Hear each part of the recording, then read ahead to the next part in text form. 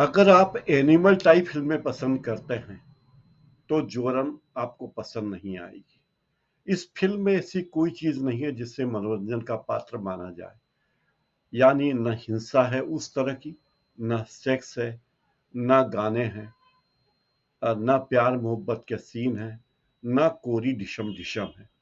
Joram 121 minute की film है और यह फिल्म है संघर्ष की, एक बेबस इंसान की, एक बेबस परिवार के लड़ने के जज्बे की, भावनाओं की, और नक्सलियों के नाम पर होने वाले आतंकी जुल्मों की, पुलिस की। इन सब को अपने चेहरे पर लिए हुए मनोज वाजपेयी ने पूरे पर्दे पर आग लगा दी है। उनके तमाम डायलॉग पसंद किए जा रहे हैं और दसरू की भूमिका में मनोज वाजपेयी कहते हैं कि आज जान बचाने के लिए नहीं, आज दसरू भागेगा एक नई शुरुआत के लिए भी। ये film Busan film festival, Sydney film festival, Edinburgh film festival और धर्मशाला इंटरनेशनल फिल्म फेस्टिवल में दिखाई जा चुकी है और बहुत तारीफ पा चुकी है। इसके अलावा डरबन फिल्म फेस्टिवल में भी इस फिल्म के लिए मनोज वाजपेयी को सर्वश्रेष्ठ अभिनेता का पुरस्कार मिल चुका है। तो ये फिल्म एक्शन थ्रिलर है, एक सर्वाइकल स्टोरी है। कैसे एक पिता अपनी 3 महीने की बच्ची को लेकर सर्वाइव कर पाता है, जिसके पीछे पुलिस पड़ी हुई है, जिसके पास पैसे नहीं है, जिसके गोद में 3 महीने की एक अबोध बच्ची है और उसके सामने इस बच्ची को की जिंदगी बचाने का लक्ष्य भी है। पूरी फिल्म देखो तो कहीं लगता ही नहीं है कि मनोज वाजपेयी एक आदिवासी दसरू नहीं है। झारखंड की आदिवासी बस्ती में रहता है, उसके साथ उसकी पत्नी तनिष्ठा चटर्जी भी है और जोरम उसकी बच्ची है 3 महीने की। उसके साथ वो मुंबई रहता है और वो खुशहाल जिंदगी जीना चाहता है, लेकिन उसकी पत्नी की हत्या हो जाती है और इल्जाम लगता है दसरू पर। इसके बाद पुलिस से बचने के लिए और अपनी बेटी के साथ वापस अपने गांव भागने की कोशिश करने में और गांव पहुंचकर सरवाइव करने की कोशिश में दसरू लगा रहता है। पूरी कहानी इसके इर्द गिर्द है। एक अच्छी बात यह है कि इस फिल्म में पुलिस वालों की के मानवीय चेहरे को भी दिखाया गया है। ऐसा नहीं कि पुलिस वाले एकदम आम आदमी के दुश्मन हैं, ऐसा नहीं है। जीशान अय्यूब ने एक सीनियर इंस्पेक्टर की भूमिका की है और उन्होंने भी बहुत जबरदस्त एक्टिंग की है। कुल मिलाकर चाहे जीशान अय्यूब हों या मनोज वाजपेयी हों, जब भी वे पर्दे पर आए तो शानदार दिखे। फिल्म की कहानी शुरू होती झारखंड के झिनपिड़ी गांव में रहने वाले आदिवासी दंपति दशरू और उनकी पत्नी वानू की, जो तनिष्ठा मुखर्जी इसमें उनकी पत्नी बनी है। वानो झूले पर झूल रही है, आदिवासी गीत गा रही है और फिर सन्नाटा हो जाता है।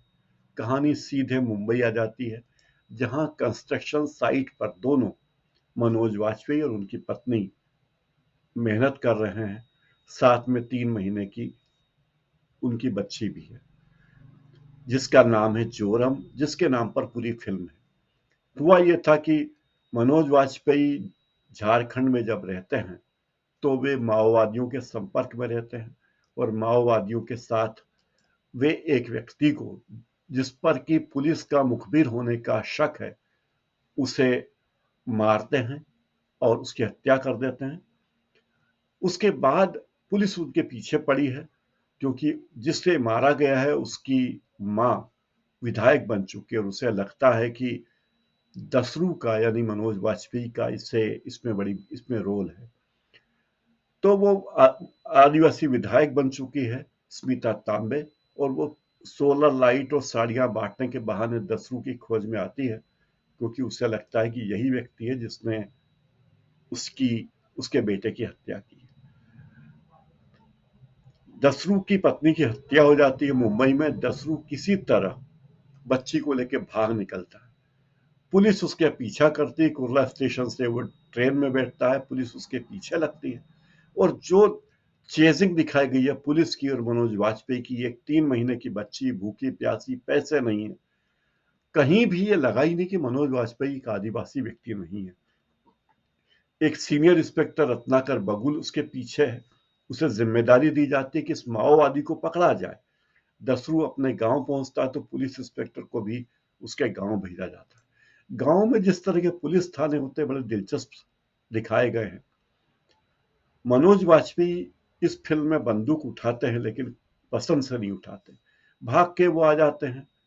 और जब वापस झारखंड जाते हैं तब उनके ऊपर क्या संघर्ष करने होते हैं जान बचाने के लिए। एक तरफ पुलिस पीछे पड़ी हुई है, दूसरी तरफ माओवादी पीछे पड़े हैं जिन्हें लगता है कि ये गद्दारी जिसने की है।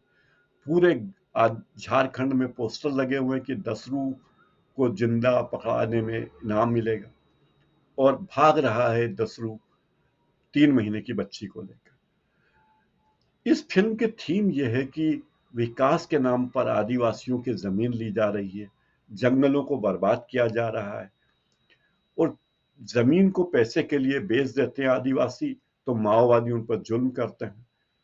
तो एक बड़ी ही मार्मिक कहानी है। जंग दसरू जब वापस अपने गांव पहुंचता है 3 महीने की बच्ची को लेकर, तब उसे लगता है कि यहाँ नदी होगी, वहां नदी नहीं होती। उसे लगता है यहाँ पेड़ होंगे तो पेड़ गायब है क्योंकि पूरा जंगल कट चुका है। वो एक लौह अयस्क की खदान में तब्दील हो चुका है पूरा इलाका और खदान के बड़े बड़े गड्ढे खोदे जा चुके हैं। जंगल नष्ट है, नदी गायब है, इसके अलावा बांध बन चुका है, बिजली के बड़े बड़े खंभे लगे हुए हैं, फैक्ट्री चालू है और लौह अयस्क बड़ी बड़ी मशीनों से निकाला जा रहा है।